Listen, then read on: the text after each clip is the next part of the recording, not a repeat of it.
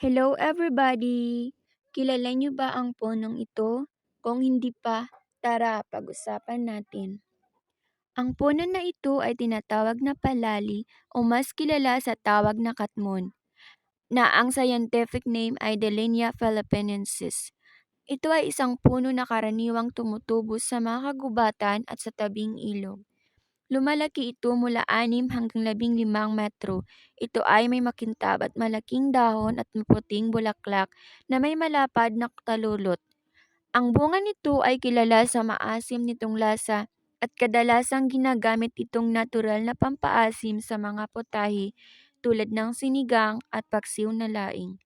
At kung mahilig ka sa maasim, pwede itong kainin, isasawsaw sa sili at sa suka.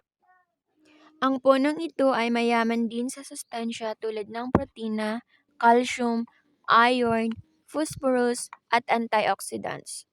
Ang kanyang bunga, dahon at balat ng kahoy ay maaaring gamitin din bilang gamot.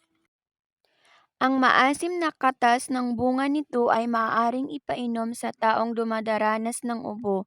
Maaari din itong ilaga para mas madaling mainom. Makakatulong din ang pag-inom ng katas ng bunga para mabilis ang pagbaba ng mataas na lagnat.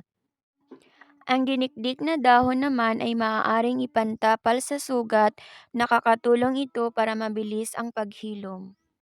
Ang pag-inom din sa pinaglagaan ng dahon at balat ng kahoy ay mabisang gamot para sa kondisyon ng hirap sa pagdumi.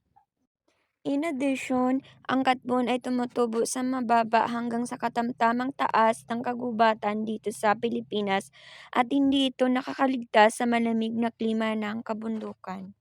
Sa ngayon, ang puno na ito ay nabubuhay na ng mahigit 50 years. Yun lang, salamat. Bye everyone!